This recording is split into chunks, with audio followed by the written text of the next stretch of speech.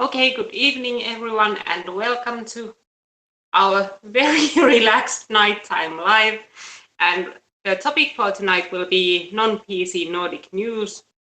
And we'll be discussing some news articles from Finland and other Nordic areas if we run into something interesting. And with me tonight is a special guest, and I guess my Finnish viewers most likely knew what to expect, but who exactly are you? I'm Junes Lokka. It's the second time that I'm doing this in English with Tina. And over here in this communist newspaper, they say today that you called a female reporter a whore and that you're a known xenophobe agitator. I'm also, according to Finnish media, I'm a known or notorious racist. I've asked many times, what do you mean? But they never ever answer. And in fact, a few weeks ago, I went to a feminist event where this journalist was, and I wanted to interview her and to ask what does she mean, but she claims that she was sick and she did not show up. But instead, she wrote that I'm a Nazi and a racist and everything. So these journalists, they are not. They are activists. They are not professional journalists here in Finland. And she had this complete victim box on Facebook. She felt very threatened by you being there with Tuukka Kuru from this organization Suomen Sisu, which is labeled as a neo-Nazi organization by left-wingers, even though it's really not. And it turned into a bit of a mini scandal. Yes, there were another journalist which got interested in this. In fact, this journalist calls herself a fact checker, and what is in reality, she does not check those facts. She, for example, she has written an article in which she claims that a certain website is a fake media, an anonymous fake media. But in reality, it's not anonymous and it's not fake.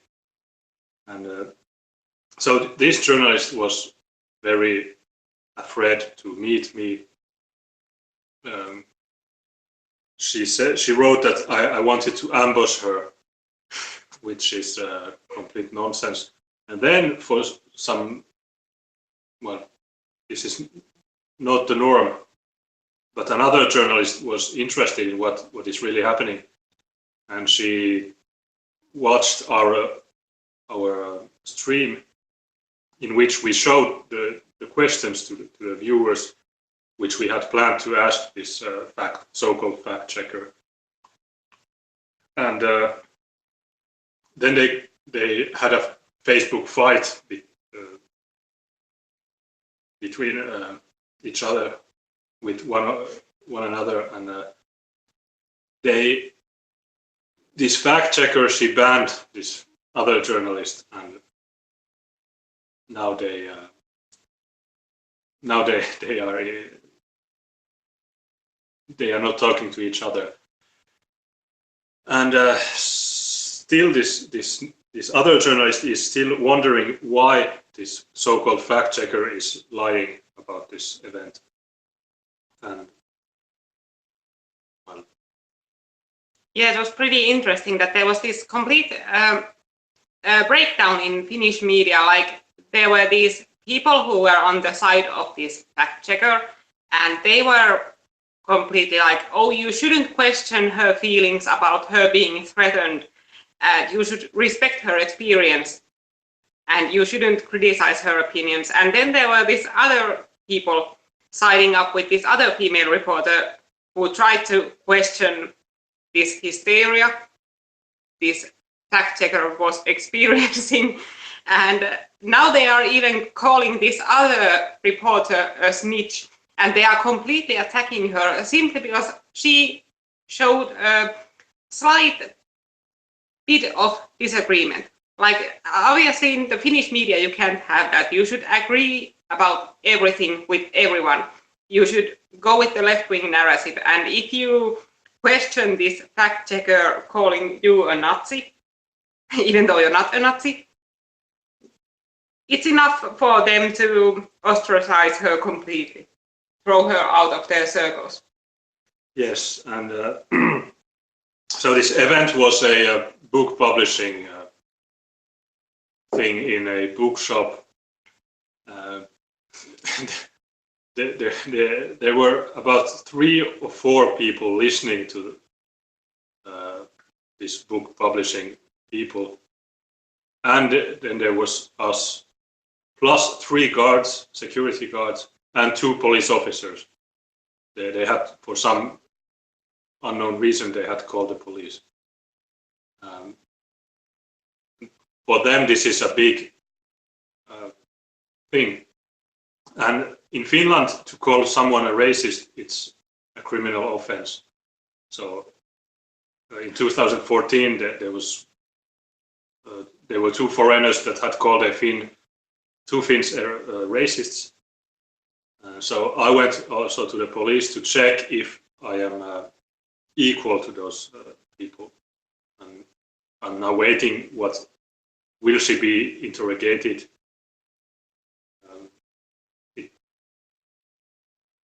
It is not okay. Personally, I think that people should be allowed to tell what they want. But it's not okay that these journalists in high positions can spread lies, and it's the problem is that people really believe, for some bizarre reason, these so-called journalists. Whatever they say is the truth to a big audience, and otherwise I don't care if people call me names. But the thing is that if I say something, they attack me all the time. So I'm just trying to fight for my rights. Yeah, did you know this alt-right crisis is in the comments? Yeah, I like that guy. I know him. I have seen his video. You really should have asked this fact checker that, because she felt so threatened by you. That is it because you are black? I would have, but she doesn't allow questions on her Facebook wall. And if I asked her this on Twitter, she would probably block me. And if I sent her an email, she would not reply. I tried to phone her 3 times. And by the way, even these phone calls, her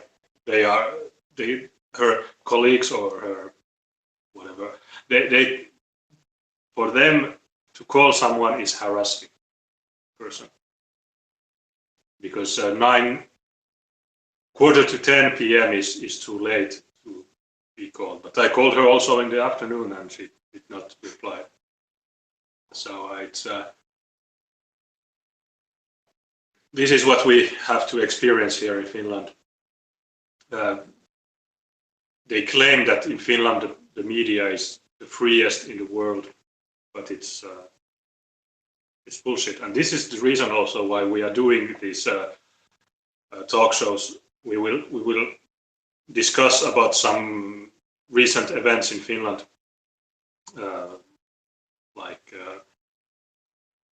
we have a few Somali politicians who have, how do you say, they are being investigated by the police because they have stolen from the state 44,000 euros, for example. Another guy has brought 22 kilos of khat. Another one is she's a single mother who has lived for 18 years. She still does not. It's like almost every Somali in Finland does not speak the language, and our government says that the integration is working very fine here. Okay, and I'd also like to mention something. Here in the comment section, there's this woman, Minna Lavikainen, and she's often called this Tricklipuff of Finland, or Tricklipuff of Siilinjärvi, actually. And she's this anti-racist, and she's anti-racist enough to call him a sand nigger just today. Yeah, if you look at Minna Lavikainen, a woman in red, in October, I was in Eastern Finland in a demonstration. I had a 5-minute speech. She was yelling all the time with a megaphone that go away, you're racist. And she's you don't have to read her comments. Yes, but about this, you mentioned this woman who had scammed the welfare office. So about that story, there was this politician from the Green Party, and Green Party, they are basically like the SJW party. And it was this Somali woman called, what was her name? Saido Muhammad. And this Saido Muhammad was first involved in a criminal trial in which her sister was being prosecuted for taking government child support she wasn't supposed to get. The sister had moved to Great Britain 10 years ago, but all that time she had lived in Great Britain. She had also been taking government child support in Finland, even though you're not supposed to get it while you're living abroad. And when this alternative media outlet, MV-lehti, brought up this story, it turned out that this politician, Saido Muhammad, whose sister was being prosecuted, was actually the one who had been taking all that money. She had been using her sister's account, and she had been using all that money, 44,000 euros, in those 10 years. And now she is under criminal investigation for it. And what was the charge exactly? Money laundering. Yes, money laundering. And the funny thing about this is that that woman, Saido Muhammad, who is now being investigated, was in 2011 named the Refugee of the Year. Refugee Woman of the Year 2011. So in Finland you get money for having kids, and her sister had, I think, 3 kids, so she could get about 400 euros every month. But anyhow, for 10 years she got 44,000, and she had given her ATM card to this Saido Mohammed, who is a politician. She's in Helsinki. She's not a member of the council, but she's almost there. I mean, she's varajäsen, I don't know, but she was in another party, the so-called right wing, the National Coalition Party of Finland, which is a fake right-wing party here. And now she's running, or she was running for the Greens, but as her sister was sentenced last week. It was the 8th. I don't know if it's last week.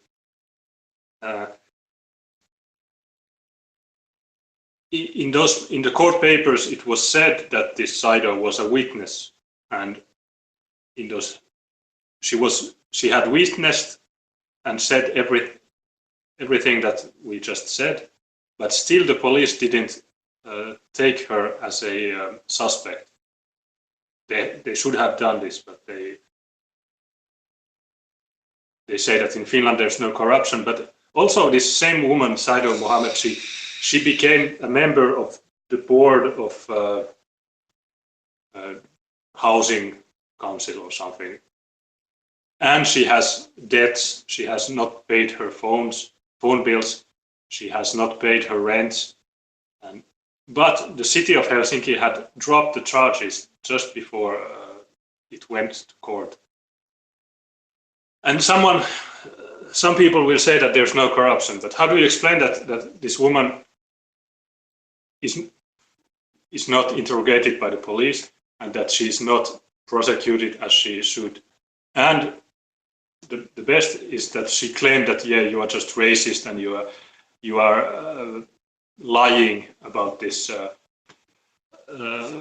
thing that I'm not suspect and so on. But now the police has started to interrogate her because three persons in Finland have made a report that she should be. But and the best thing is that it turned out that she also has a lot of unpaid bills that have gone on trial, that these bill collectors want their money and they are taking her to court for them. And she actually had over 6 months of unpaid rents. And for some reason, that case was settled out of court. And it was even unclear whether she had paid the money or not. And this woman, she's a member in the housing board of the city, so it's easy for her to leave her rents unpaid and not go to court for it because she's a member in the fucking housing board. And her phone bills or her phone line is owned by the human rights organization in Finland, or one of them. Because I tried to call her also, but she also did not answer. For some reason. But I don't know how if her line is owned by the one of the human rights organizations, how come she hasn't paid for those? So it's pure corruption, and even if she gets sentenced, what will happen? Okay, it is a serious offense, because if you rape in Finland, it's not a big deal. If you hit people, it's not a big deal. But if you take money from the government, that usually ends you up in jail for a short period, which can be, maybe she'll get 4 years and she'll stay in jail for 2 years. But anyhow, this is the. And what is funny is this these Greens and the Social Democrats. They all have these bullshit candidates. Like they have jihadists as candidates. They have imams as candidates. Incest dad, who was mentioned on one of my earlier videos in English. Yeah, he was also a member in the Finnish Democratic Party, or Social Democratic Party. And he had actually been named a juror or a layman judge by them, and he acted as a juror for 10 years, being named by this party. And he turned out to have raped his daughter for something like 9 years. Yeah, in Finland, the court system is a lot different from the one in the States. There's no real jury system. For some reason, the parties nominate these jurors, which are supposed to help the judge to make his decision or her decision. And this guy, he got 28 persons voted for him in 2004, and just because of that result, he got to act in our courthouse. And he does not speak Finnish. He used a translator. He spoke French in the court. So I don't know how is this possible in our country? But you have to keep in mind the explanation he had. As I mentioned in the earlier video, the explanation for raping the daughter for 9 years was that the witch doctor made him do it.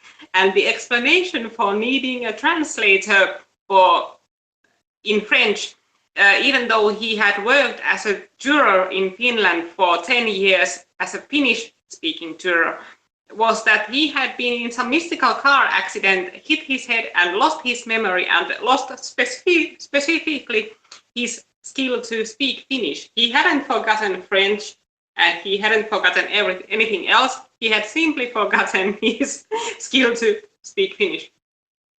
Yeah, he had moved to Finland in 82 or 84. Even the court didn't know when he had moved in. And he had moved to Norway in 2008. But yeah, and I am now under investigation because I have subtitled a fucking video, a YouTube video which I had subtitled. These idiots. This is the third letter that they send me, and because I'm so pissed off by the stupidity of our government, I have changed my language, my mother tongue to French. So I also want a translator in the investigation. But the police says I don't have the right to have that, and I'm filing criminal offenses against them. I am.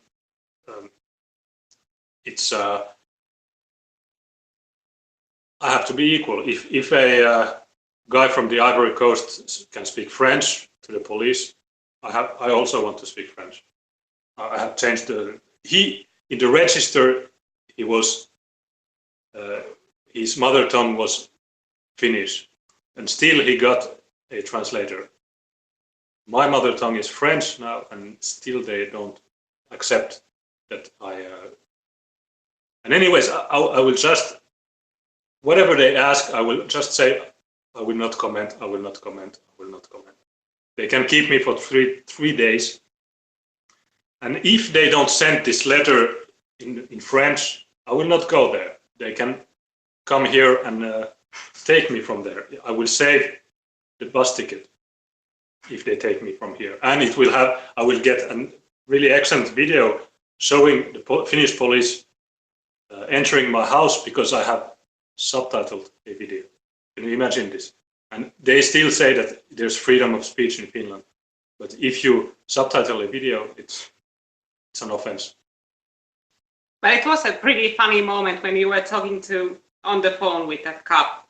Like I was listening on that call, and it's on YouTube, and he had been talking with the officer in Finnish for a long time, for several minutes, when he took up the French issue. And you could just hear the amazement in the cop's voice that, okay, you can speak Finnish now. And there was something I was going to mention that came up in the comments, but we have some stupid liberals that tell me that I am creating a workload for the government. No, I did not ask to be interrogated. Like blame the person who made the criminal report on him. So like there's somewhere out there, there's someone stupid enough to file a criminal complaint against the person for subtitling a video. Like blame that person, not the one being investigated. And okay, so someone in the comment section says that you should conveniently forget Finnish language just as the incest dad did. Yeah. But I have this other idea that there are often these comments in which people say that you mumble and that you speak unclearly, and someone called you a stuttering sand nigger. And that maybe you should take screenshots of those comments and send those to the officer as a proof that you don't speak proper Finnish. There's one idiot commenting in Finnish that if I stay 2 nights in the police custody, I will start speaking Finnish. Of course not. You are fucking stupid. And in this about this subtitling thing, I think a lot of people would like to see what was it that you subtitled. Yes, we can play the video. It's an illegal video in Finland currently. It's taken from a demonstration in Helsinki, which was in August the 5th. And it's a French guy. He used to work for the Ministry of Foreign Affairs in France. For 47 years, he has lived in the Middle East. He has lived in Africa. He has lived in the Soviet Union. He has lived in China, in Germany. He has seen everything. And still, they are prosecuting me for subtitling this video. It's a 3-minute video. He has a very thick French accent, but his grammar is perfect, but almost perfect. So, and in fact, I have subtitled it in Finnish.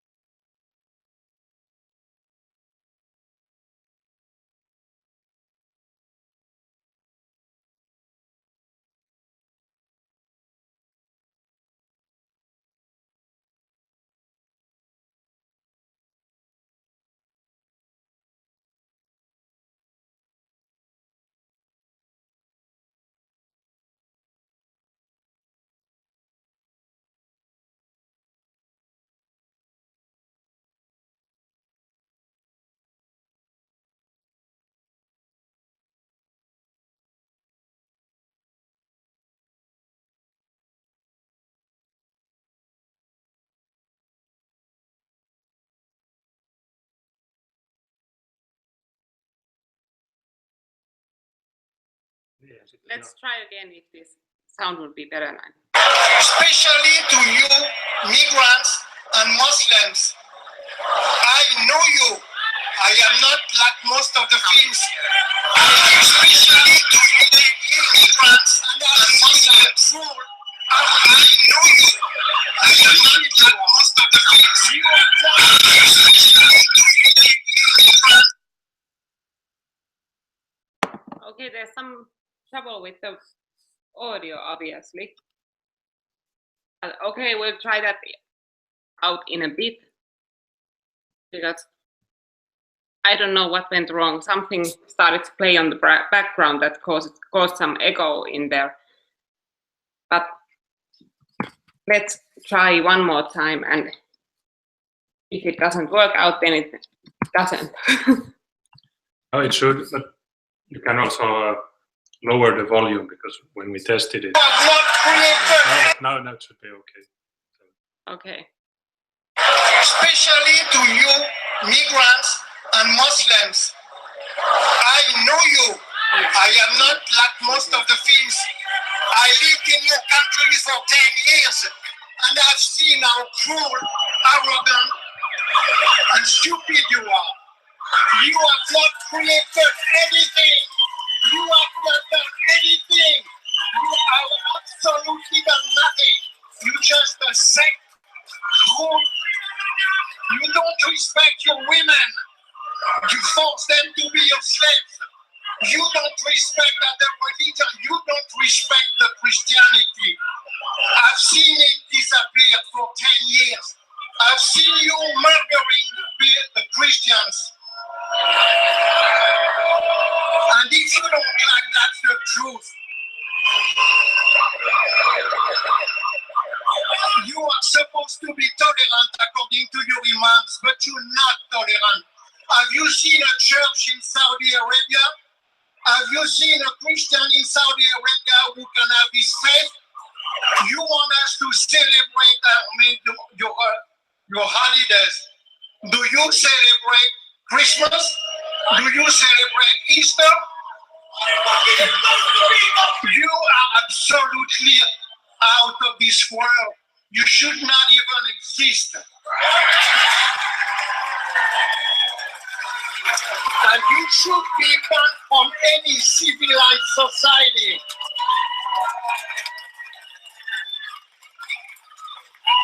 But don't despair.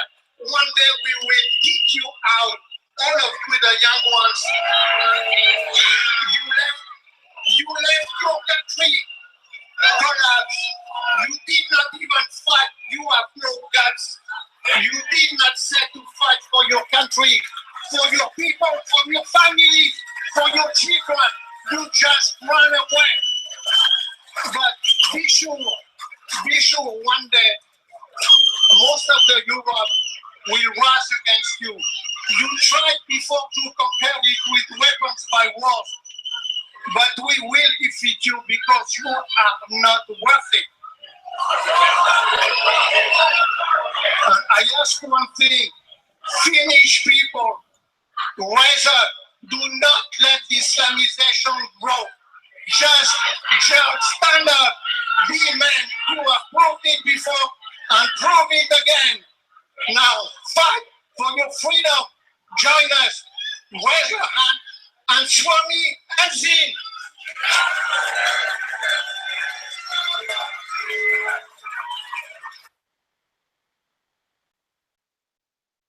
So that was it, and there. Joo, eli eilen tuli tämmöinen. So that was it.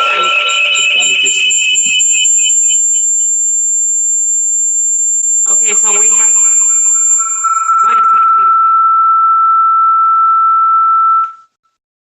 Okay, there was some. Okay, no, so there was some trouble with the echo. This Google Hangout stuff, it's pretty tricky to share videos with audio over here because you can share videos, but you don't get the audio, so you have to play with it a bit. And as you can see, we have a lot of devices going on in here, so there's some trouble with the audio easily.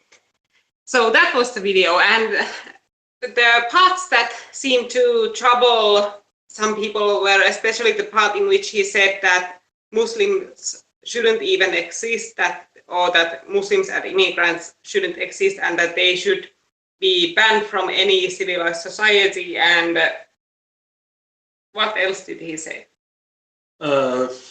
He said a lot of things which I cannot repeat since it's very illegal in Finland to say those things. But the Finnish broadcasting company, which should be they should be closed and banned also from any civilized society. But they had asked a so-called expert on law, and he had analyzed the speech, but in an autistic way. So he says it's clearly incitement. What is the incitement against a group of people or something, and it's hatred against a religion or something. But it's just a way of expressing one's ideas. If he says that you should not exist, well, how is that? If he has been to the Middle East, he knows how they behave there. And if you look at Europe, if you look at Sweden, if you look at all the places where they have brought in masses, these people, they only have created problems. We have probably later we'll speak about some schools in in Sweden, which are, there's stabbing, there's harassment, there's sexual harassment, there's the Muslims force the native Swedes to give their money, and it's not just like, yeah, give me your lunch money. It's systematic harassment. So the natives, they just move away. It's what we normal people call white flight. But the Finnish broadcasting company has copied what this French guy says, and I had made a criminal report that the Finnish broadcasting company should also be interrogated by the police, since they publish this same stuff. It's a crime in Finland to write things, so they should question everybody that dares write such messages. And something that's pretty noteworthy is that this guy, Michel, he isn't being investigated for anything. He's the one who made that speech, but he isn't being investigated, he's not being prosecuted, it's just you for subtitling the video. Yeah, in fact, this French guy, a few days after this subtitling, it was in August, I interviewed him. I called him on the phone and I interviewed him. We had a very long talk. Then later in September, I went to his house. He lives in southern Finland. We had a 4 or 5 hour discussion, of which about 3.5 hours is on YouTube. It's of course it's in French, but he's a very cool guy. I met him 2 weeks ago in Tampere. We had a demonstration for freedom of speech, and he also held a nice speech there, which I have to subtitle because it was again in English and not everybody speaks it. And yes, and I met him over there too in Tampere, and he was exactly as you'd imagine, a very French gentleman with the cheek kisses and everything. He's my next husband. Very stylish, very, very charming. yeah, he's married to a Finnish woman. And the first time he came to Finland, it was in the 60s or 70s. And he retired in 2010, I think, and he spent maybe 5 years in France. But he said that France it's not France anymore, and he's really angry about that. So they decided 2 years ago to move back to Finland, because here it's not so bad as in Central Europe. And I called him on Friday or Saturday, or two days ago. I called him and I asked him, has the police interrogated you, or have they sent you a letter? No. So they only harass me for subtitling a video. There's absolutely no logic in this. And the so-called liberals, they are telling that I am the problem. But no, it's the problem is the government. If they have no so-called, they always claim that they have no resources to fight crime or to real crime, but they have unlimited resources to check what you have subtitled on YouTube. And this is nonsense. This is nonsense. We have no freedom of speech. Of course, we can say things, but then you have to pay fines. You have to. I don't care if the police takes me for 3 days there. I have made a do-it-yourself niqab. I will wear it because they want to take my photograph also. So I will be registered in the police records. but still they have no resources to fight crime. I will go with a niqab. I will speak only French. Let them do what they want to do. I don't give a fuck. It's my way of showing how the system is mad. Because you can have imams here in Finland. You can have Islamic guys who speak Arabic. They can preach whatever hate or hatred they want. Nobody notices because nobody speaks their language. Or no, even if you report them, the officials will only say yes, but they have freedom of religion, they have freedom of speech, and blah blah. It's like this fucking Minna Lavikainen. When we have demonstrations in Finland, where we have peaceful protests, we are just speaking our minds that we want the borders to be closed. Or we don't need to build a wall here, but we should just close the border from illegal immigrants. It's very easy to do. It's cheaper than to let them in. And we always get, no, not always, but almost always we get counter demonstrators who just come there and shout that go away, or they have no message, they have no ideas, they are brain dead, they are brainwashed morons who just come to whine. And in Finland, the law says that if you have a demonstration, the police has to make sure that it's not interrupted, it's not that the people can speak their minds. But they don't apply this. Mental patients come and disrupt the events, so or make noises, very disturbing noises.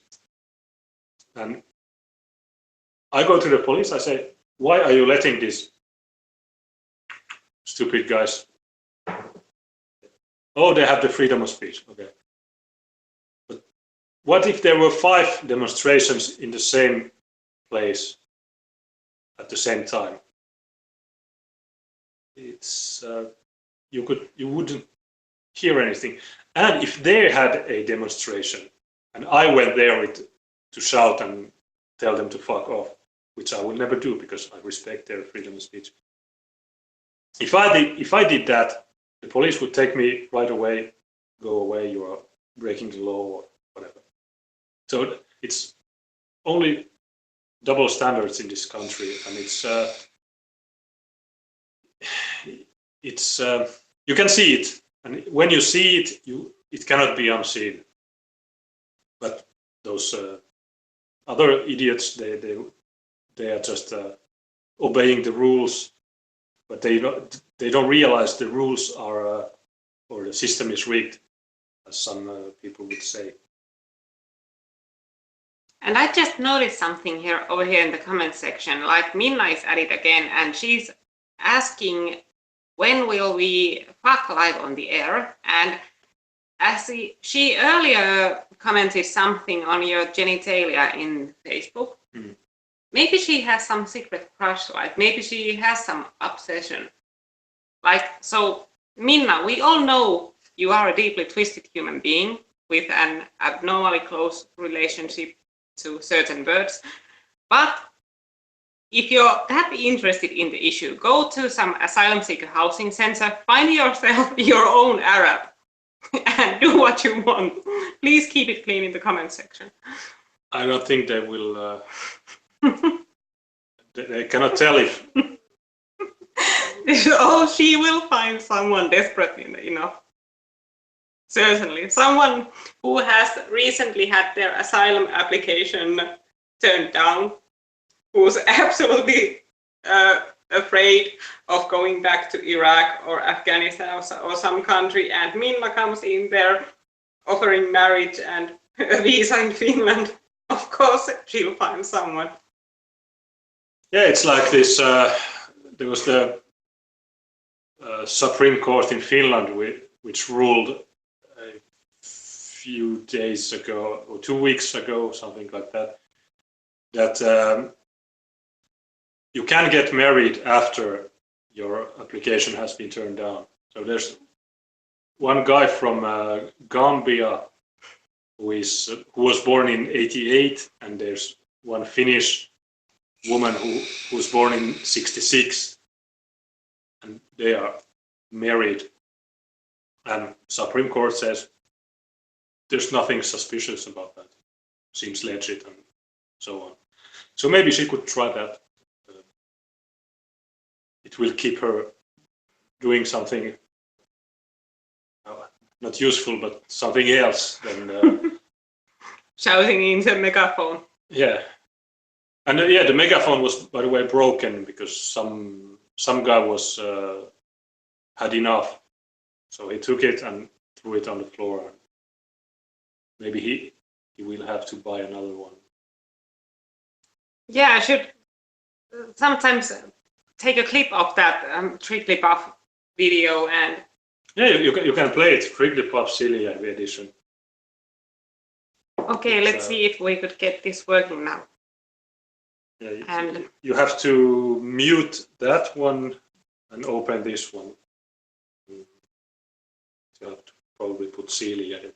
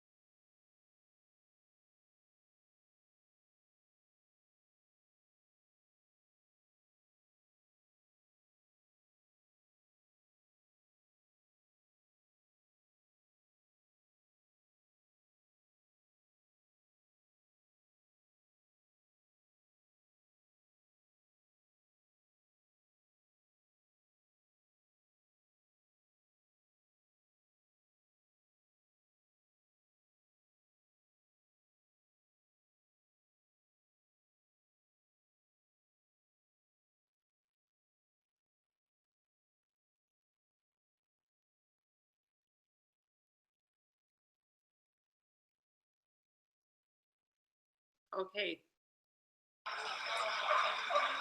Läpäisette Suomen lippuun! Suomen lippu ei ole rasismin tunnus! So over here you have these counter protesters. There's a Finland First demonstration going on, and these are the counter protesters to that. And meanwhile, this woman in here, this woman in the purple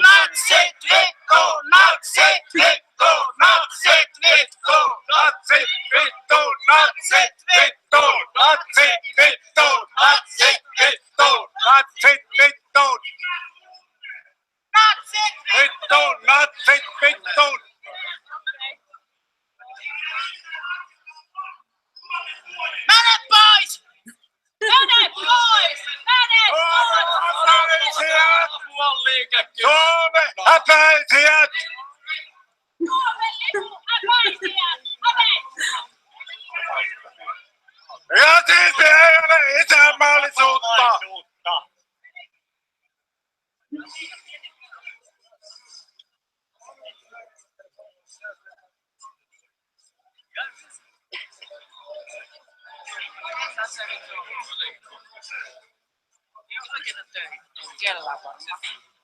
On aikaa liikkua vaan tuolla bussilla ja haastaa riitaa.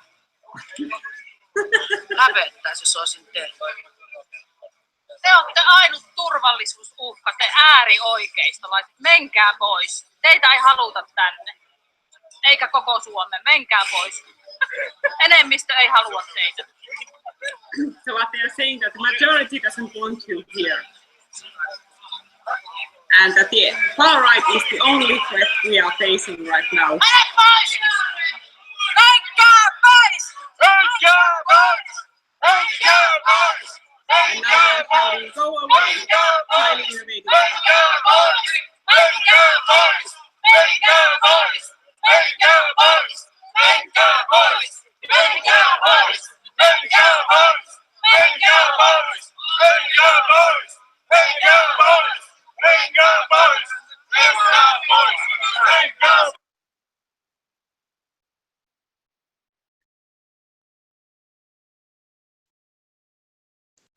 And the funny thing about these people is that this Minna was saying that, okay, I bet most of these people, she was meaning the Finland First protesters, that they don't have jobs and they have all this time to run in these protests and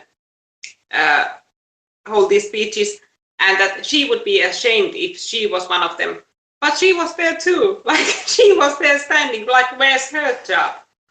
Like if It was a Saturday, and well, those people are very low IQ and they are stupid.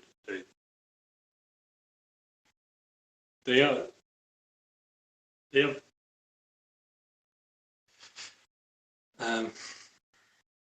She says that we came there by bus.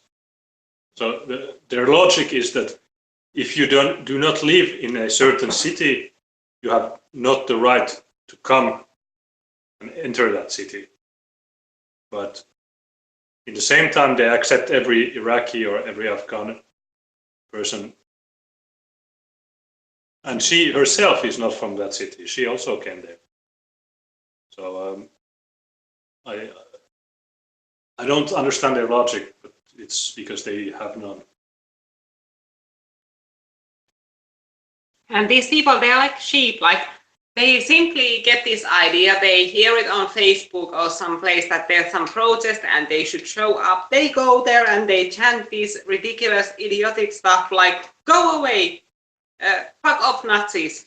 And they honestly feel that they are doing something meaningful and important. And it's so obvious that they don't even know it themselves. That why are they there?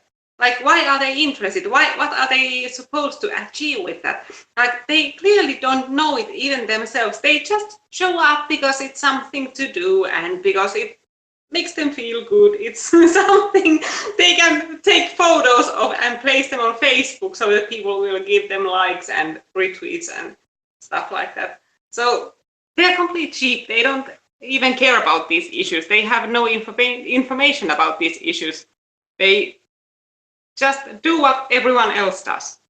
About the same was in Tampere on the 12th of this month when we had a protest for freedom of speech. There were some idiots who showed up. They were against us. So they are against the freedom of speech. But and their hashtag or whatever, it was responsibility of speech. So, okay, we have freedom of speech, but we also have the responsibility. I don't know who creates their slogans, but they are all the time repeating some very stupid shit, which makes no sense. And they had five people who dressed up in as a snake, like, or a Chinese dragon, and they walked there for 1 minute.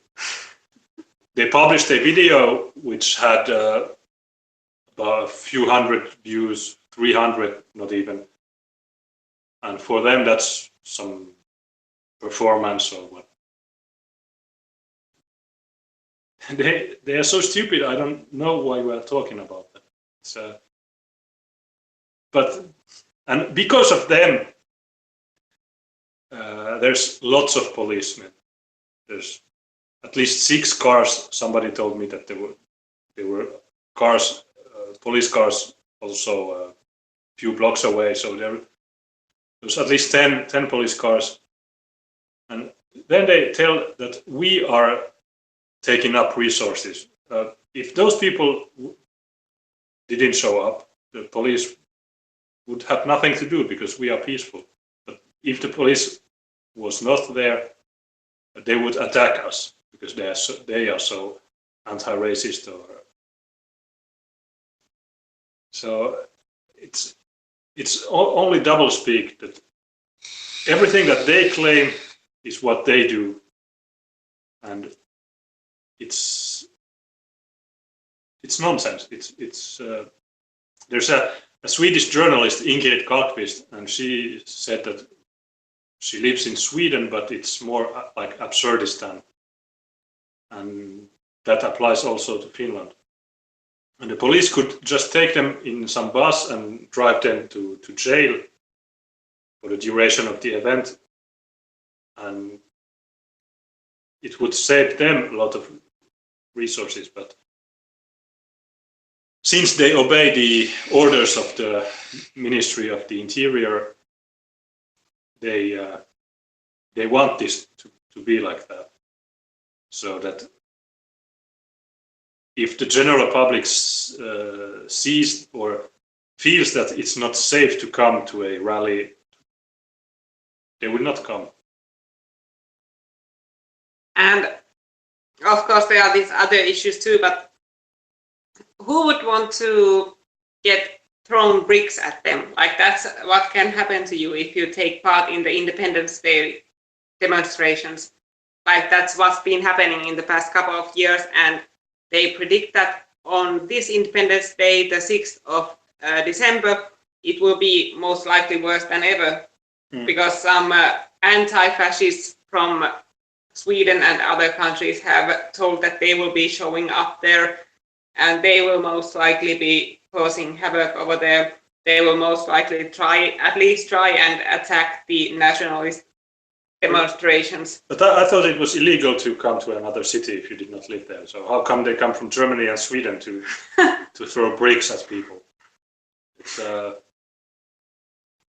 But about that issue, I will be there in Helsinki on Independence Day, 6th of December, and I will most likely be doing at least some small live stream in English too about the demonstrations over there. They will be taking place in the afternoon and the early evening, and I will try to get some good footage and make a live stream from over there.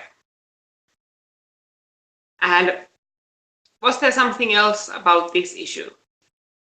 No, it's. I also will be there on Independence Day, December 6th, and I was in Helsinki last year, and yeah, there was hundreds of police officers,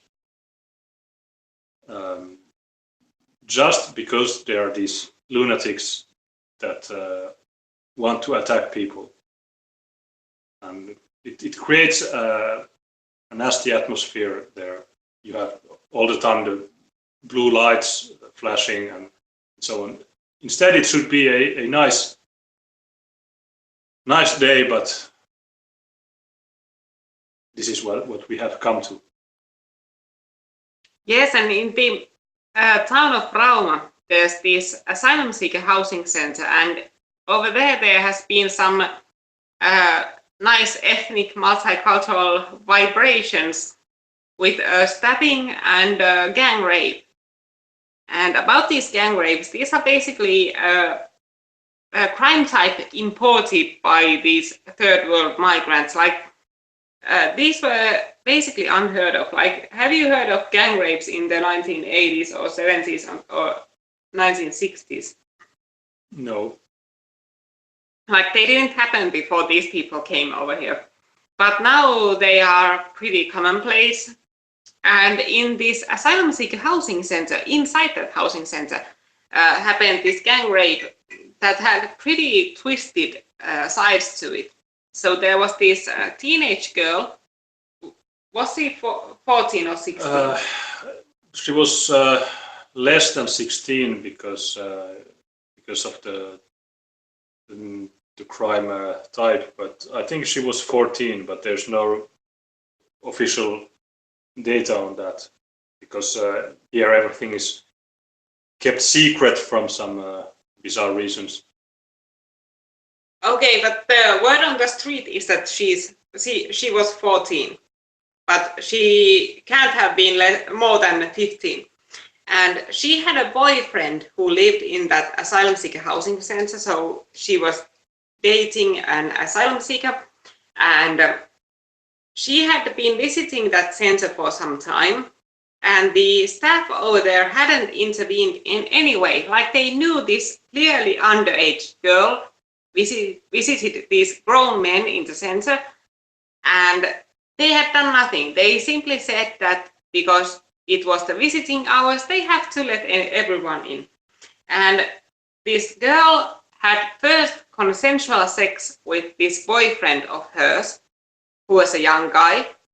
And after that, the boyfriend had gotten his dad and some other dude who had raped this girl. Also, they explained this story. And now there's this interesting responsibility dodging going on, because of course the left-wingers, they don't like to talk about these issues. They don't like to talk about the crime these asylum seekers commit. So the explanation they give for these rapes is that in the asylum seeker housing center, they had terrible conditions. Like, they only had a couple of types of different fruits available, like only bananas and apples and kiwis, and always the same fruits, never any change. And that the staff was really rude to these asylees, and all these other explanations.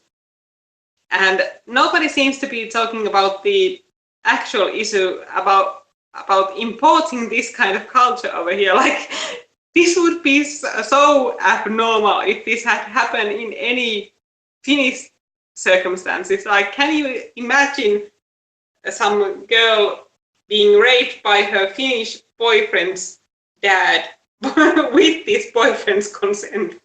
Yeah, the boy was born in 2000, so he's 16, and the oldest guy was born in 72, so there's a big age difference there. And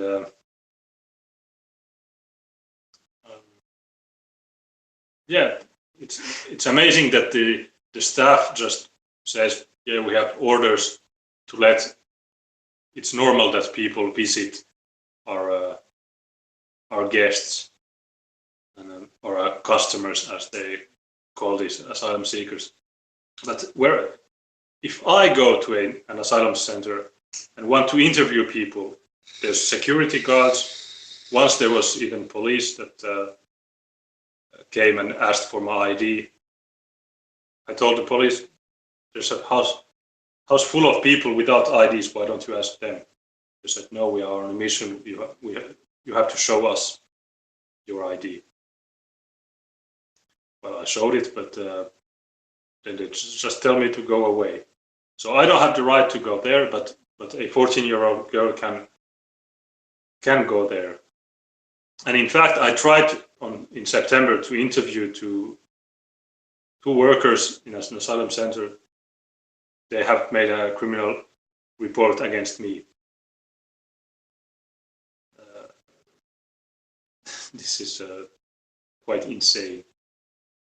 And if you think about it, this all most likely has come as a complete surprise to these girls' parents. Like, I don't think they knew she was visiting this housing center. And with the staff being the way they are, of course they don't notify anyone that underage girls are visiting that housing center. So there's basically nothing even parents can do about that. They aren't getting informed about stuff like that, even if their daughters are hanging around housing centers. Nobody's barring these girls from these centers. And then stuff like this happens.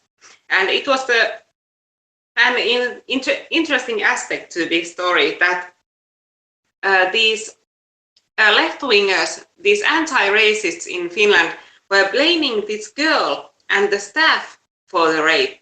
They said that other asylees in that housing center had warned the staff. They had said to the staff that the girl had a bad reputation and that something was bound to happen to her. if she kept visiting that center. But the staff hadn't reacted. And the way the left interpreted that, or these anti-racists, was that it was this girl's fault and it was the staff's fault because it's their responsibility somehow to stop these migrants from raping people. That like these people have no self-control and it's up to the local people to make sure that they have no conditions for rape available. And we are paying lots of money for this bullshit. The people who work there, they get a huge income for doing nothing. And what do we get? We just get problems for that. And it doesn't help those bullshit countries from where they came from. So, but still, we have people who are for this insanity. And if you tell that you don't accept this bullshit, you have these crazy idiots who will write about you that you have done that and that. You're racist, of course.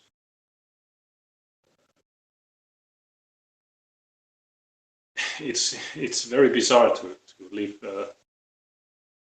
with these with these idiots.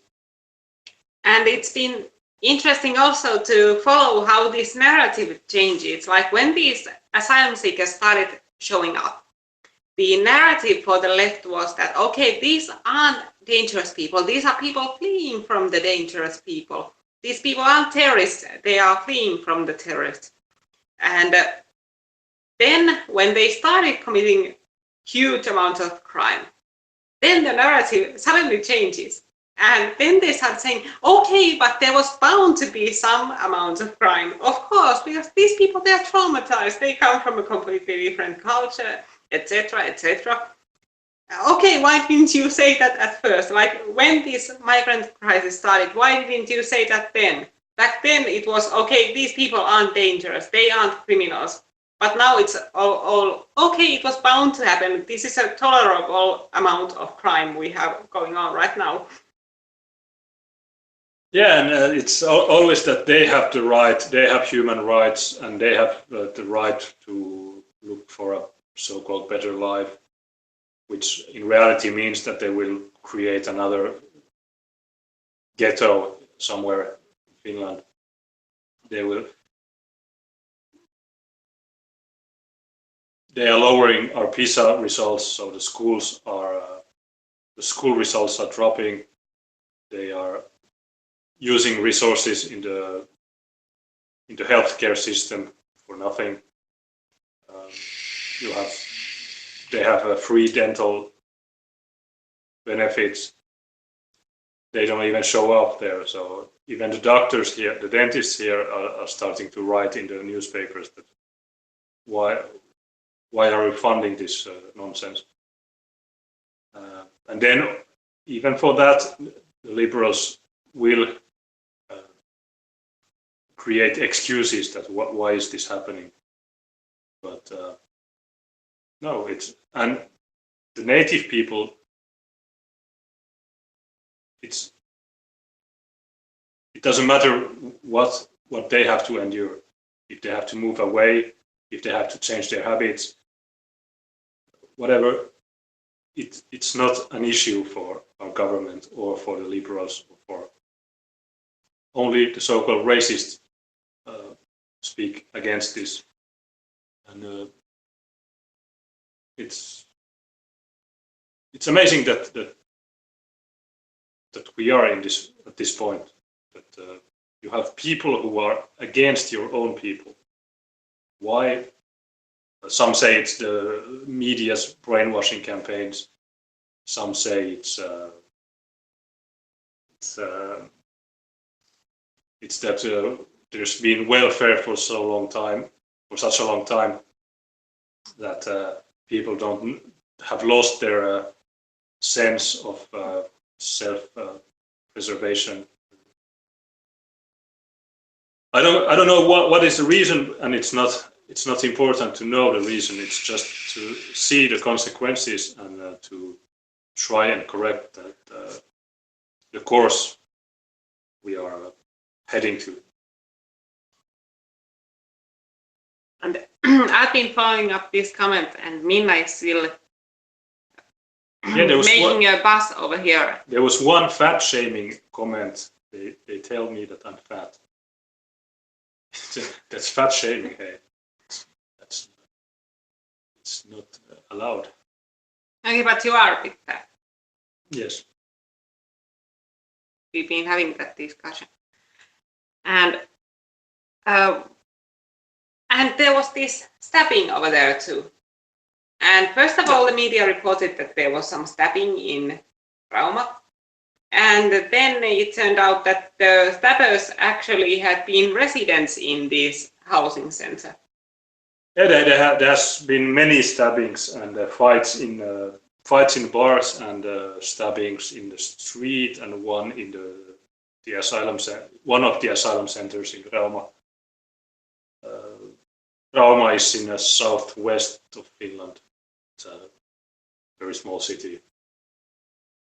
And yes, there's problems everywhere where these poor refugees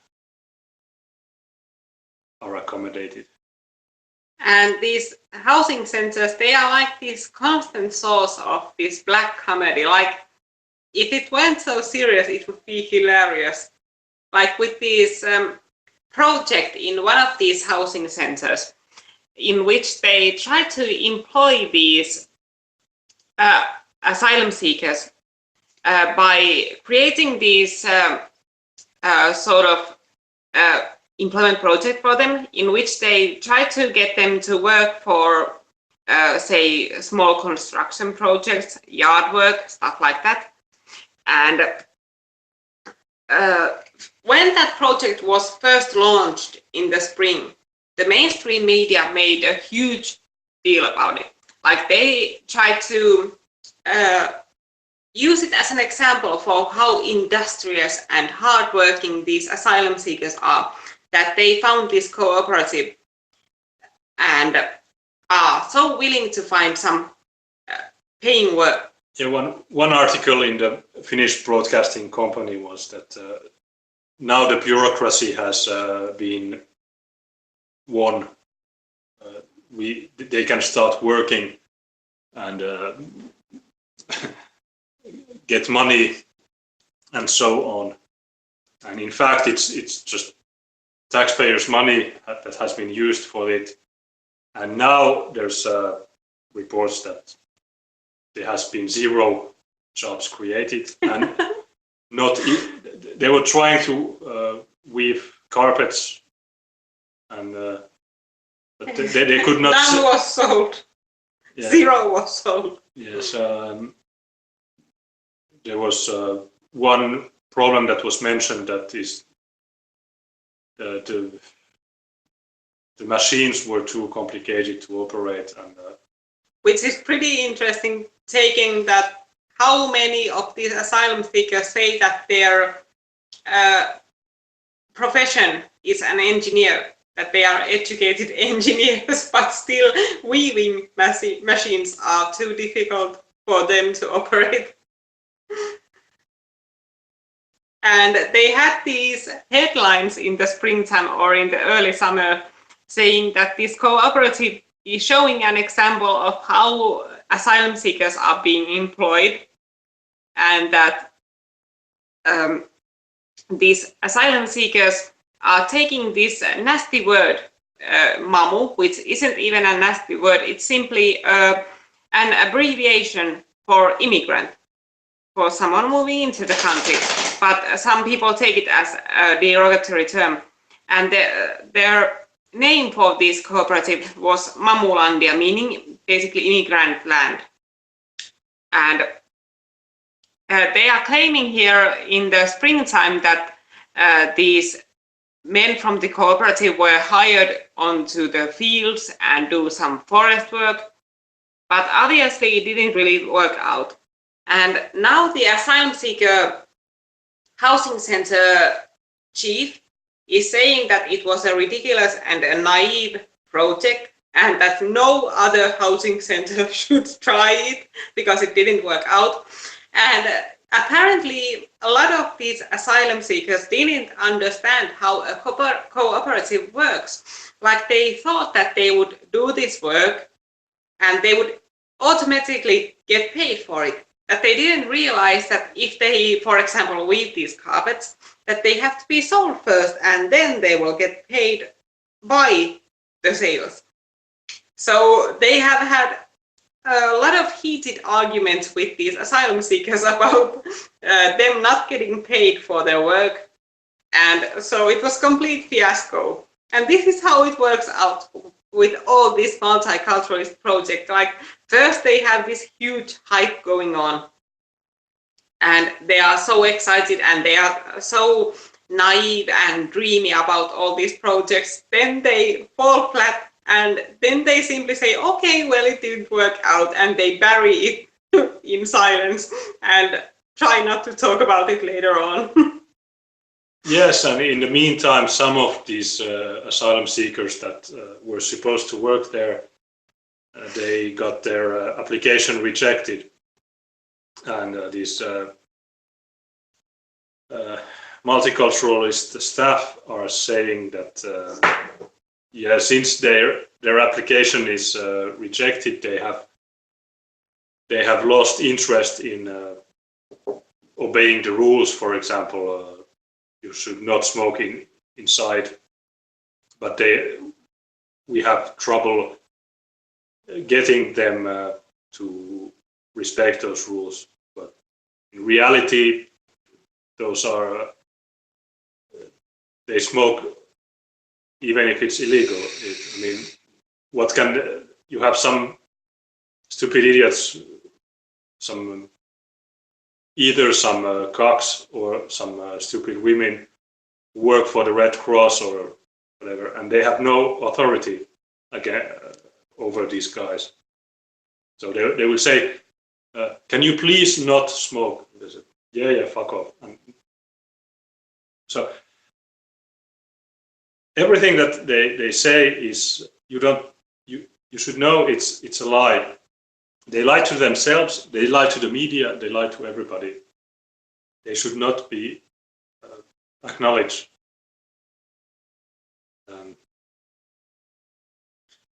And everybody that notices this, if you notice and publish this information, you have so-called fact checkers who come and say, oh, the police has not received any reports, so it doesn't exist. If it's not been reported to the police, and do you think that these idiots will report it to the police? And if they report it to the police, what will the police say? That it's not our duty to it's your customers, take care of them. You wanted them here, take care of them. So we have to fight this information war with our low resources against some publicly funded companies which broadcast every hour on the radio or on the fucking television that, yeah, it's like this, it's like that. And the problem is that people are not, well, some people understand this media propaganda, but not everybody. And in fact, there was a survey that was published, I think, last week. It was the article was that just a little over 50% of the Europeans believe in the media, and it was like 52%. But in Finland, it was the highest proportion. It was 88% of the Finns believe the media. So we have a long way still to go before the bubble bursts.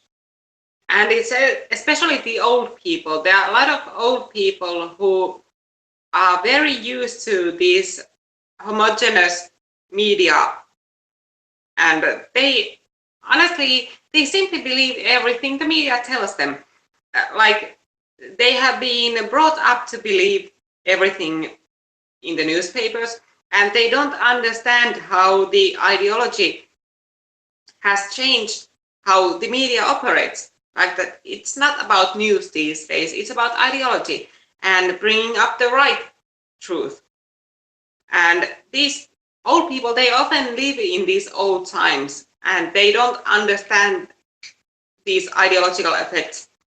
But a lot of young people are seeing it, and middle-aged people. And those people who are using the internet, they are the easiest to inform because they have access to social media. They have access to these blogs. They can read all this stuff for themselves. They can compare this information and fact check for themselves.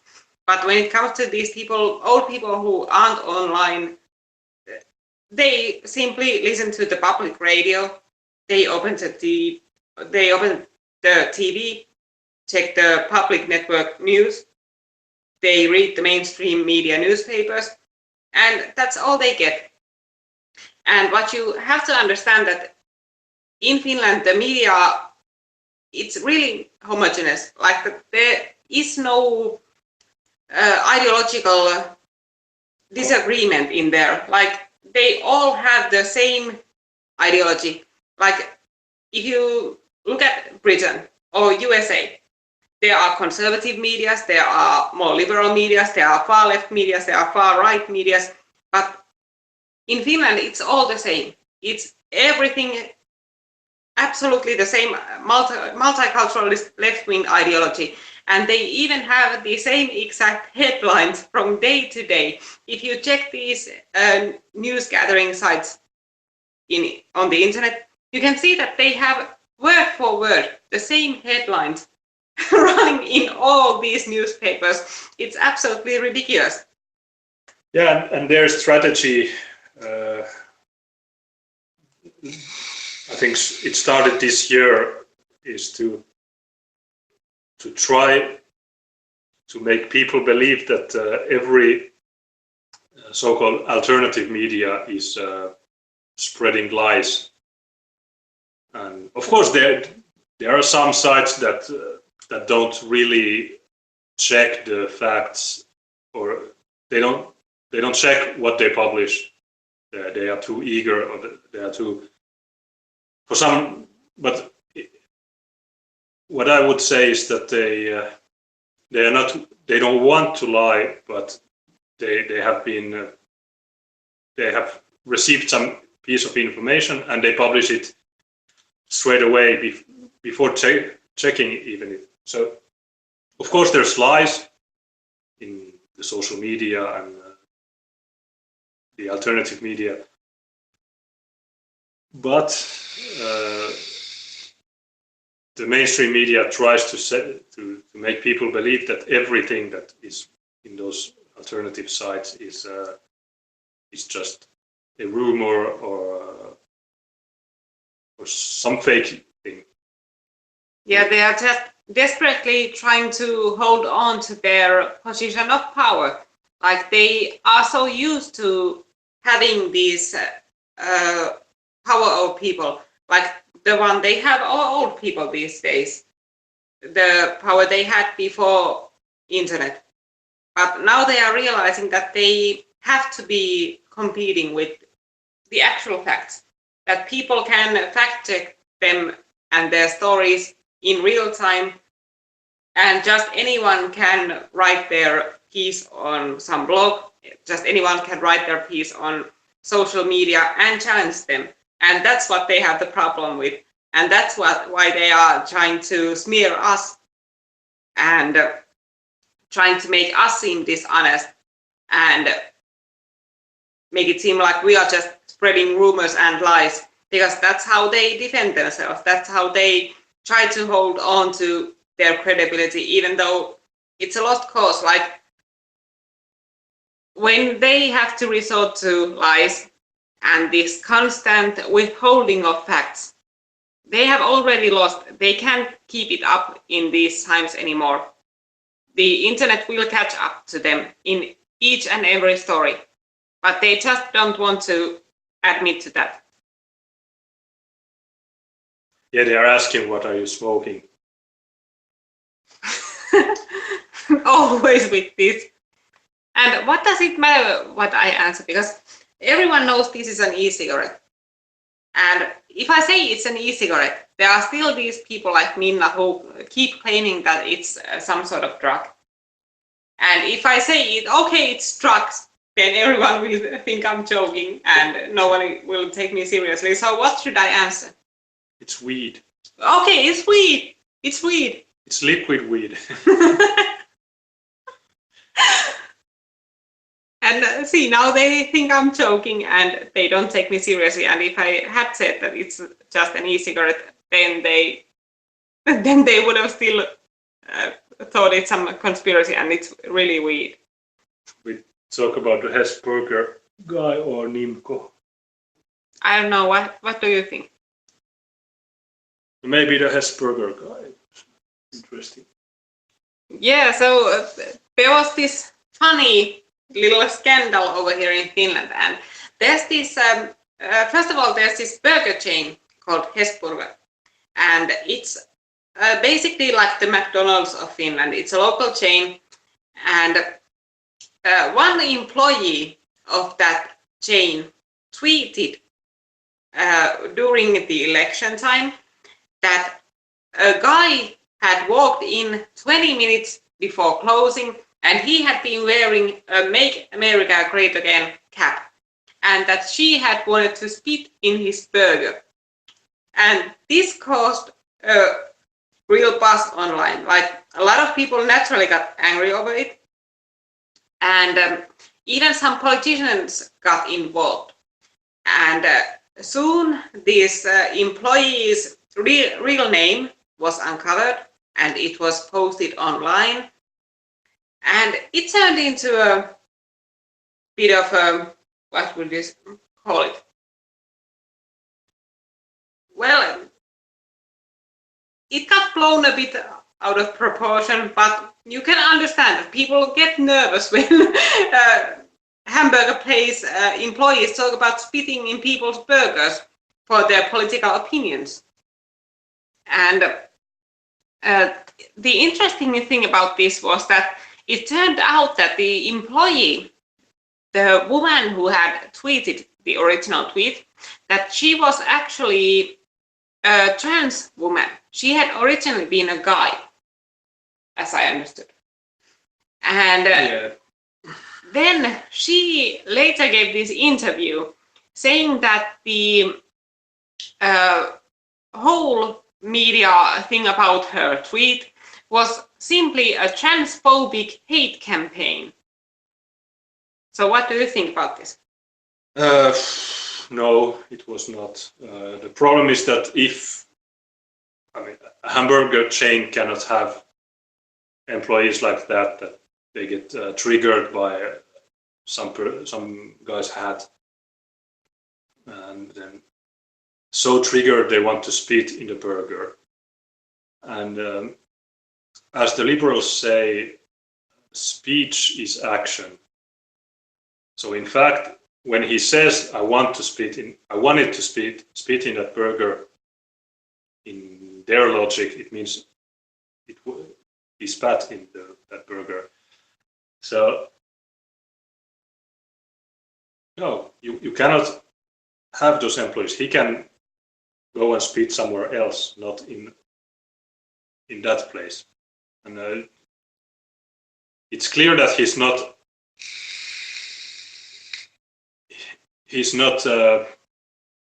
cannot work there. If you prepare food for people, even people with whom you disagree, you cannot have those fantasies of spitting. Of course, you can argue that okay, what if he hadn't written that and had really done it? But it's better to be sure. And there have been people who have been fired for also tweeting some other things that were harmless. But this is it's clear that you cannot employ that person, at least in that business. But we have unions who want to protect this person, and now you have so-called experts in law that say it's illegal to fire that guy. But no, and yeah, they say he has the freedom of speech, of course. But if that same guy had tweeted that, oh, there's one woman in a niqab, I'd like to spit in her burger, then there would not be those experts in law saying that it's freedom of speech to want to spit in one's burger. It's of course he has the right to say that, but in that context, the chain doesn't have to keep him employed. Yeah. And it's funny that they complain about this person being sacked from the job, because why would the burger chain want to keep a person like that employed? Like, why would they want to employ a person who wants to, first of all, ruin their products, and second of all, causes that amount of negative publicity to the chain? Like, the chain, they had a lot of trouble explaining this away on Twitter and on Facebook and to all the media, because it's just bad publicity. Like, naturally people get suspicious if in some chain there is a risk of getting your burger with some extra spices if you have the wrong political opinions. So why would they want to keep him or her employed? And it's just ridiculous that people keep complaining about that. And to turn this into some transphobic hate campaign, like, how could have anyone known that this person was trans? Like, if they had found his name somewhere, and what reason could they have to expect that he's a trans person? Like, it's a guy's name. Naturally, they simply assume that he's a guy, like most of people with a guy's name are. Like, there's no way for these people to know that he's trans and that he uses some other name in his everyday life. And also, imagine that this guy was in the restaurant, or in the fast food restaurant, wandering around and saying straight to their face that, hey, I don't like your hat, I would like to spit in your burger. Actually it's the same thing as in tweeting. But also a few days before this incident, there was a small problem in the public train in the Helsinki area. There was a group of immigrants drinking alcohol in the train and making a lot of noise. And the train worker announced through the PA system that start behaving, you are the scum of this society. Now he might get fired, but he didn't tweet anything out to the world. It stayed in that train compartment. But still, again, there's no freedom of speech for him or her, I don't know. But it's always this same bullshit that if you are a gay or a trans or a Muslim or whatever, then, and you say some certain things, then you have freedom of speech. But if you are a normal guy who says, what the fuck is this shit? Oh, you cannot say that. You will be fired and nobody will care. And it's always in this way that this happens. And if you say that it's always this way, you are just a conspiracy theorist and you are racist and blah, blah. Yes, and this guy who had made the announcement on the chain, he was immediately branded a racist And what he had said was apparently that he had spoken to these immigrants and he had made it clear that he spoke to these immigrants, but he hadn't used any slur about them. And after that, he moved on to say that, okay, you should behave and that you are the scum of the earth and something like that. But there was no connection between the scum of the earth and these guys being immigrants. Like he could have meant them simply misbehaving and that being the reason for why he calls them scum. But it was immediately interpreted as being racist, even though... Yeah, and you have to know that it's, I don't know, 90% or 99% of troubles in the public transport system is caused by these guys. And nobody dares tell them anything, because if you say something, they will come and beat you with their gang. So that's the reason. And in fact, in that train, some people were applauding and saying that for once somebody dares say something. But then the officials, it's a state-owned company, they say we cannot accept this, it's not proper. But in the same time, it's illegal to drink alcohol in those trains. And it's illegal to vape also in the Finnish trains nowadays. I would legalize drinking alcohol and I would legalize vaping in a train, as long as you behave. If you drink quietly, don't make too much noise, go on. But those people, they are always creating problems. Another train incident was when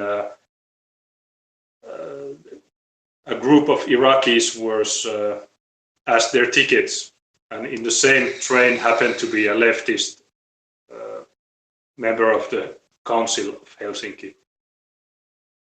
It immediately was in the headlines that racism in the train and so on. Well, you have these idiots who assume that if you say something normal to an immigrant, it's racist. If you don't suck their dick, you are racist. If you just want order to be applied, you are racist. But in the same time, if a Finnish person does something harmless, then you are free to attack him. And these guys tell that they are against racism, but still they apply two rules depending on the person they are talking to. And why are these people so stupid? What is the problem? Well, it's the ideology. You don't need anything else. Like when you get ideology, it makes people dumb, it blinds them. They don't see what they are doing, they don't hear what they are saying. And that's why they can make excuses for one behavior in one circumstance and then condemn the same behavior in some other circumstance. It's simply the ideological lens, as Sargon of Akkad calls it. And we also had this funny story about this. Should we take Nimco now? Yeah, why not? We have been 1 hour 45 on this stream. Maybe, I don't know. Should we take Nimco or Vastavirta? Yeah, let's start with Vastavirta. Okay. So when we were in Tampere, which is in the southern Finland, it was this event which we talked about before, for the freedom of speech. Later that same evening, we went to a punk rock club or an anarchist's bar, and she was wearing this cap, and I was wearing my black glasses, which are somewhere They are somewhere in here. Yeah. So we were there, but we didn't feel very welcome. Yeah, so we walked in and first of all, nothing weird happened, but then we got our drinks, of course in bottles, so nobody could spit in them. And of course, these weird looks started showing up, like I felt these evil eyes on me when people started recognizing us, and I thought they most likely recognized two people in our group, Yunes and this woman, Terhi Kiemunki, who's a local assistant to an MP and a politically active woman, a known hate speaker. And then we were just having our drinks over there, and this guy showed up out of nowhere, and he grabbed our friend Terhi by her coat, like this relatively short woman, and he was clearly attempting to throw her out of the nightclub. Then some guys showed up, some friends of this dude, and they calmed him down a bit. Clearly were telling him that, okay, you shouldn't behave like this. And this guy then left, but he came back. Like later, me and Terhi and this other girl who was with us, we went out for a smoke, and he was left inside with a friend. And then this guy returned, and could you explain what he said to you? He said that we are in the wrong place and that we should not be there. I just asked him who is he, and I said, how do you know me? Why? I'm just having a drink here. And but he started to get aggressive, and I just said that you are oppressing me. I have the right to be here. You are oppressing me. Go away. And that's it. We have this in on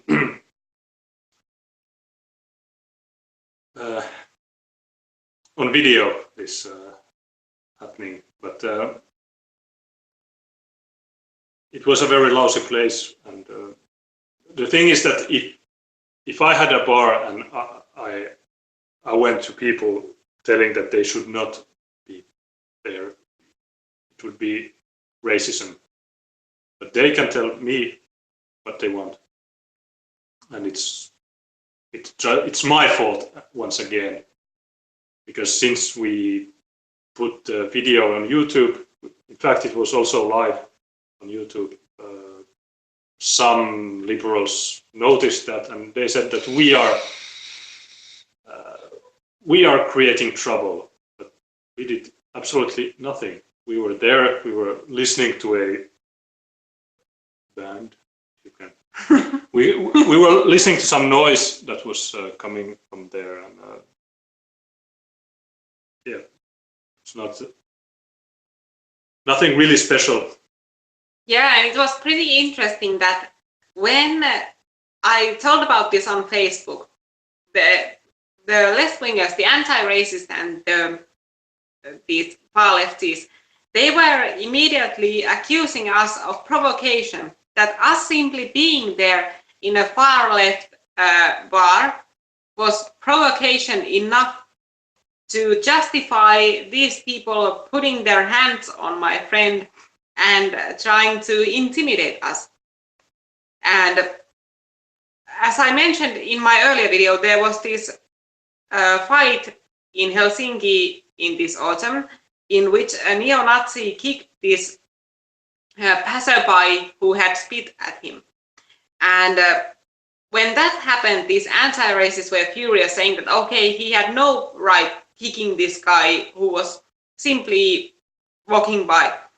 But now, suddenly, simply standing there in a bar is provocation enough to justify them trying to throw my friend out of the bar. Yes, it's we have no we have no rights to exist. It's a provocation. And but if I said that, I would have to talk with the police. That why are you saying that? So yeah, she said everything what needs to be said on this issue.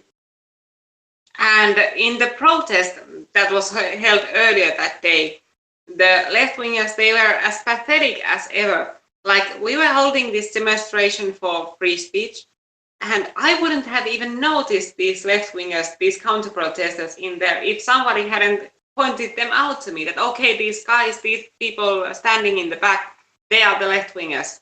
And then I started noticing them, and they were simply standing there and drinking beer and eating popcorn. They weren't even doing anything.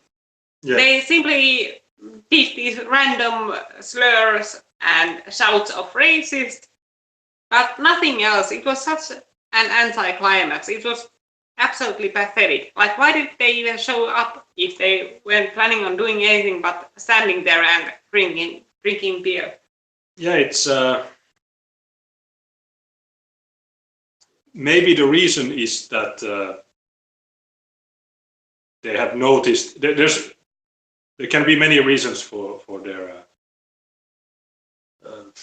relative. One can be that they have noticed that we make live streams of those events every time. For example, in that event we had 2 live streams. One which was filming the speakers, and then another one which I was just wandering around with this live camera, and I also accidentally noticed this counter demonstration.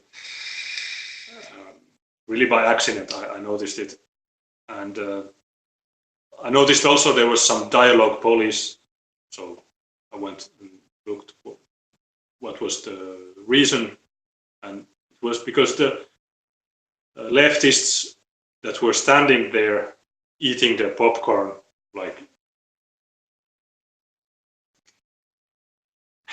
I don't know, they think that they are provoking us, maybe, but they just look very stupid, even more stupid than usually. Another reason why they were silent is maybe since it was a Saturday, they were a bit tired. They had they had drank all their money, so they could not buy a megaphone. I don't know. There's many reasons for that, but my advice for them would be to just participate like normal people. Just go and listen, and if you don't like, go away, or just stay home or do something else. You can watch it on YouTube live. You don't have to come there. You are doing nothing useful. You are just taking up resources from the police. If you have an event, we are not coming there. So yeah. But my advice is just to listen to what the people have to say there. And if you don't agree, you can write something. But since you are so low intellectually, you don't know what to write except stupid bullshit. So yeah, I don't know. But that's my theory on why it was so silent. And some people enjoy this fight, that they make noise, so much noise that you cannot hear our speakers. But for example, the French guy, which we showed before, you can hear the noise in the background, and it's those counter demonstrators that are using their freedom of speech, as the police says. But they are only making noise, so the speaker cannot concentrate, or his message doesn't get through. But luckily we have cameras and we can show this on YouTube, and so people can hear, and you can even make subtitles for those videos. So even if you cannot hear, you can read subtitle. Of course, it's illegal to subtitle in Finland, but yeah, I prefer calm things. So if they have something to say which they do not have, they can say it when they want somewhere else. And I was following the comment section, and these people, they have gotten Minna on the defense now. And now Minna is saying that she doesn't hate the Jews.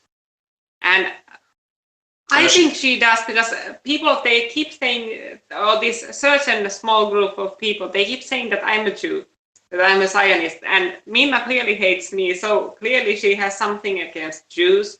Yes. And she revealed her racist tendencies against you Moroccans earlier with the sand nigger stuff. She had written before that she hates every religion. Okay, so she hates Jews too. Yeah.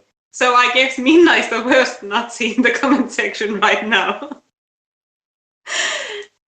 And we could pick up some subjects still. And what do you think we should take? We have the Sweden stuff and Nimco Nor. Yeah. Maybe Nimco.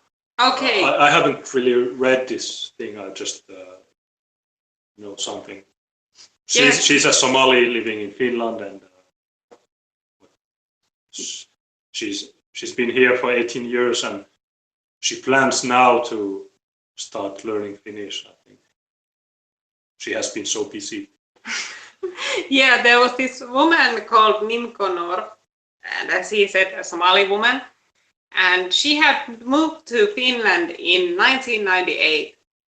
And now, in 2016, she is telling it in a newspaper that now she is starting to learn Finnish and starting to get an education for herself.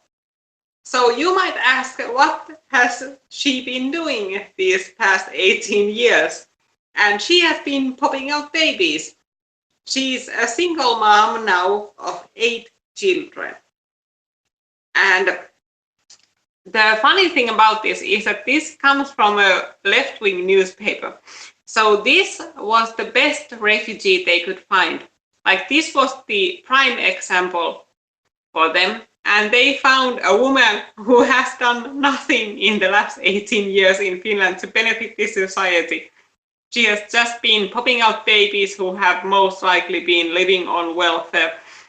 And this woman even explains that she came here as an economic migrant, that she had lived in Somalia, but that she had escaped from there and moved to Kenya. And when she was living in Kenya, she met this man who had already gotten an asylum in Finland. And she realized that if she married this guy, she could move to Finland too. So she was nothing more than an economic migrant. She was already safe. She wasn't running away from any war anymore. She just wanted to come to Finland for a better standard of living. And yet they have the guts to explain this story on this newspaper as if it's somehow touching, as if it's somehow a heroic story to first come here as an economic migrant and then mooch off the welfare system for 18 years before even starting to learn the Finnish language. Yeah, if you think 18 years, it's a very long period of time. And every viewer can imagine himself or herself, what did you do in 98 and what has happened since. And this is her story. And it's absolutely ridiculous how these people keep defending this behavior. Like, when this story was published, the anti-racists immediately started talking about it too. And they started making up excuses for this woman. And they went with, okay, but being a mother, it's the toughest job ever. It's the most important job ever. And they even claimed that, okay, the 8 children this woman has given birth to, that they will be paying for your pension when you're old. And of course it doesn't work like that, because for Somalis, the employment rate is something between 10 and 20%. Like it's absolutely horrible, even with second and third generation immigrants. So no, they are not going to pay for anyone's pensions. They are not going to pay for anyone's welfare. They are going to be mooching off the system. Yeah, and what you have to know is also that many Somalis are just translating other Somalis' applications or criminal things in court. Yes, this Somali raped, so another Somali comes and translates. So he is considered as a working Somali, which this translation business is paid by the government or the city. So it's not a real job. Around 3% of the Somalis are really employed in Finland, and they might be bus drivers. So it's a relatively low income job, and in the same time they have a city paid house or a flat.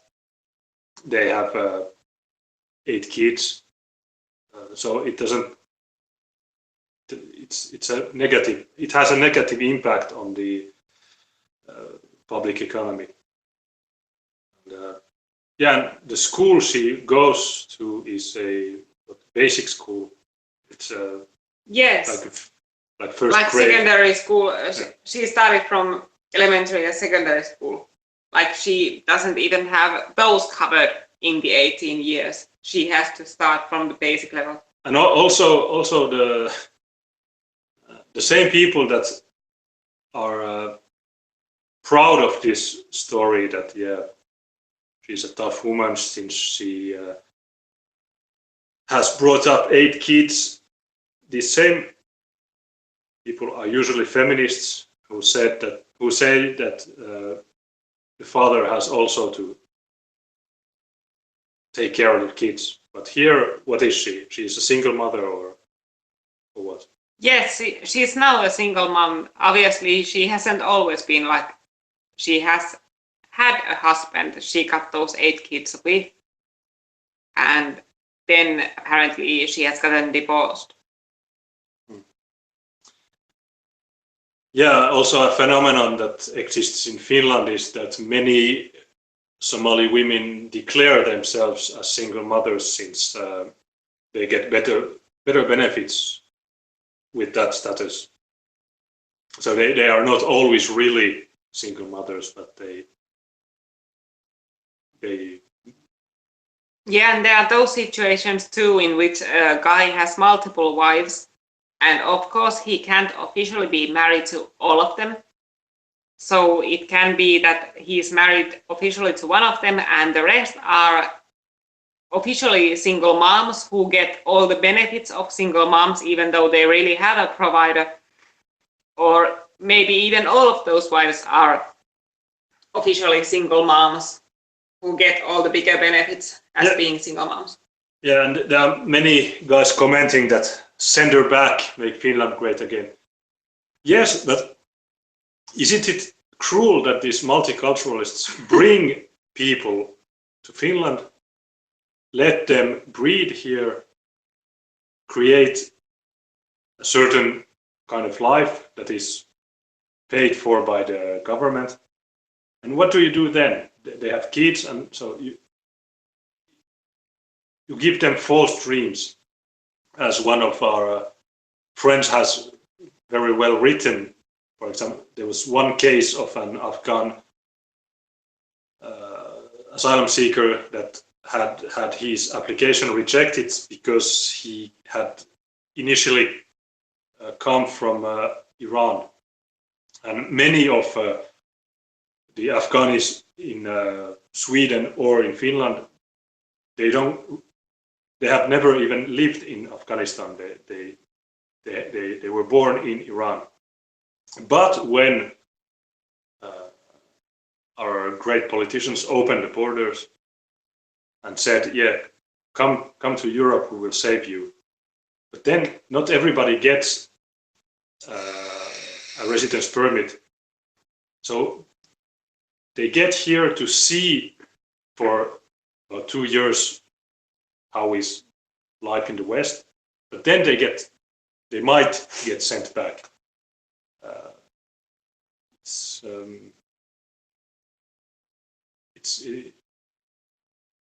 It's not human to act like that. So the better policy is to keep the border closed, and I don't think those developing countries can be helped since they have this problem of massive overpopulation. But what I know is that it's not a solution to let them in and then act like, yes, we will give you a house, we will give you a job, since we have unemployed of our own. Now we have a massive unemployment problem in the Nordic countries, or at least in Finland. I don't know. For some reason in Sweden it might be better, but anyhow. So yeah, send her back, but okay, she's been 18 years here. Okay, probably she travels back to her country, because that's also some bizarre thing that first they escape their country, but then they go for holidays. Yeah. Yes, and that actually keeps happening, and these people, they just don't think these things through. Like, they imagine they are helping these people by taking them in, but they don't realize that it's a dead end for especially these people like Somalis, because these are people who come from an extremely backward culture. Like, if you look at Somalia, there's no state, there's no order, there's absolutely nothing in there. So how are those people supposed to integrate over here when they come here and they are 20 or 30 or 40 years old? There's absolutely no chance of that. And when you take into account the genes they have, there's no chance for their offspring to really integrate either. So they are simply creating this new pariah class, this lower class of people who will never really succeed the way the mainstream population does. And they still can imagine that they are helping these people. And of course, it doesn't work out like that. And you can see that clearly in Sweden, where these third world migrants, they have nothing to do with their lives. So they start causing trouble even more than they previously did. And there are these entire towns and entire neighborhoods.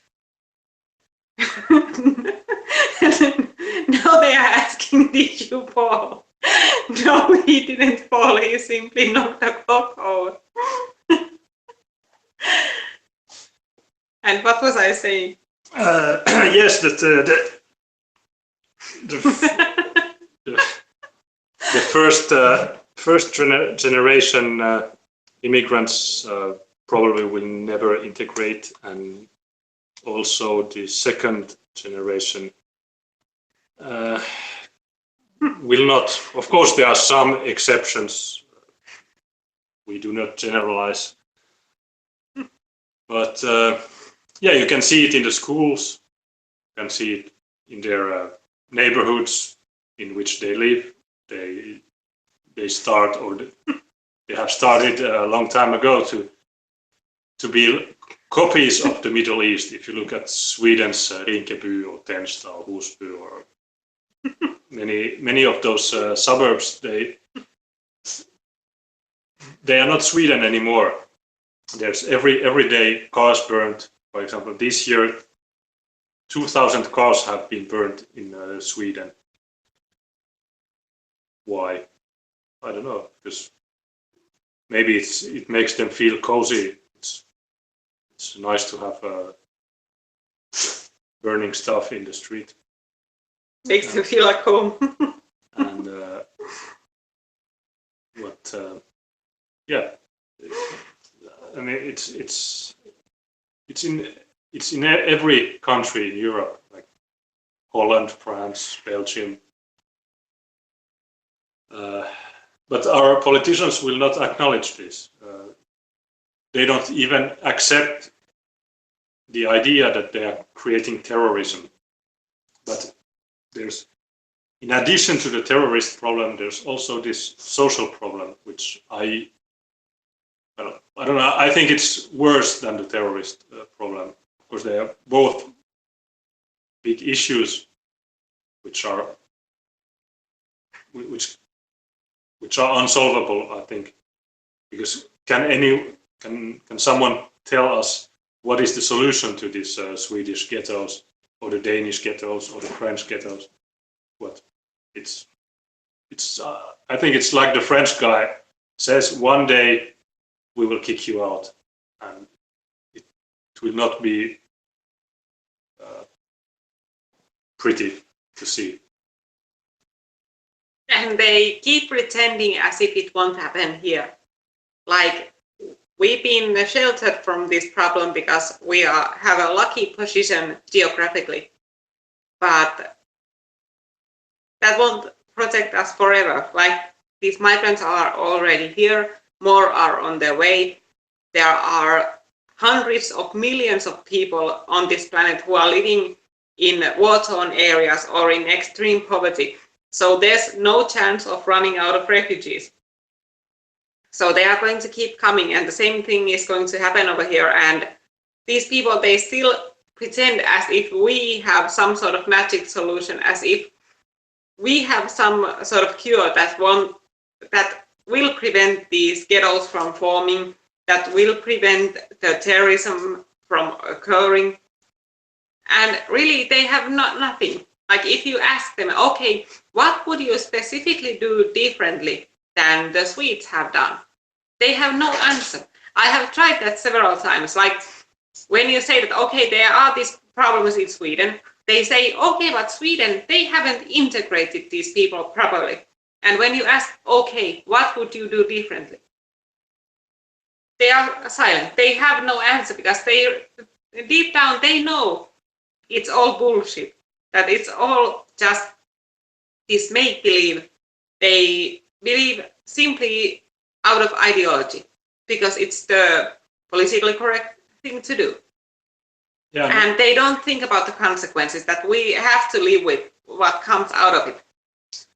Yeah, and one of their arguments is that yes, but Sweden has taken much more refugees or immigrants than Finland. They claim that that Sweden has accepted more refugees in 1 year than Finland in the whole refugee history, if we can say so. But it's not really true, and probably they understand that the amount is the problem. If you accept too many people in 1 year, it's impossible to integrate them. Finland for many years took about 3,000 refugees, or so-called refugees, every year, and still we were unable to integrate them. If you look at the school results, we have these PISA results for every ethnic group, and for example, the first generation Chinese, they actually do better in school than the native Finns. But then the second generation of Chinese, they do worse. So our integration is so fantastic that a guy who comes directly from China, he's better than a Finn. But then a Chinese who is born in Finland, well, he's not a dropout, but he does worse in school than a Finn. and it's the same for every ethnic group. There was two exceptions. I think it was Turks. The first generation of Turks was catastrophic, but then the second generation was a less bit catastrophic. But and guys from ex-Yugoslavia also, they had the same thing. But every other, and even those are not, and these are average results. So you have people who cannot read or write, and then you have maybe a few exceptions that do better, but or are at an acceptable level. But even these 3,000 so-called refugees have caused these massive problems. Rapes, for example, in our city, we are in Oulu, in northern Finland. It's a bit north, but yeah.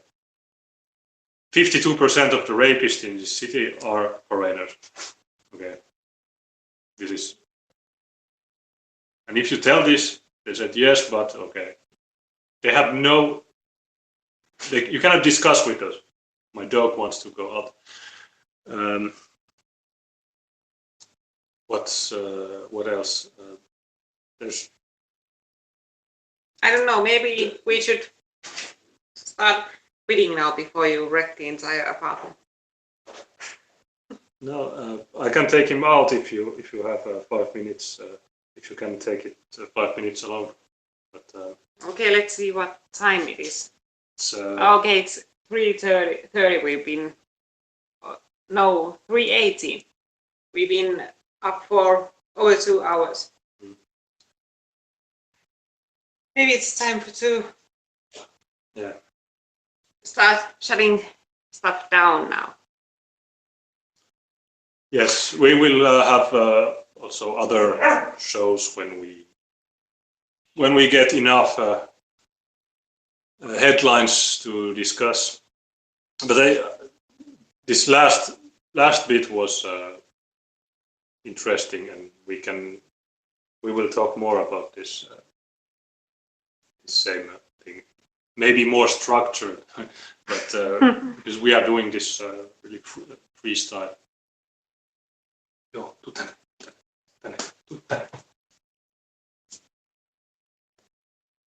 Yes, and I don't think there's much in the comment section anymore. People are thanking and saying goodbye, and is there anything else? Not really much. So I guess this is a good time to end this live stream over here. So thank you everyone and good night.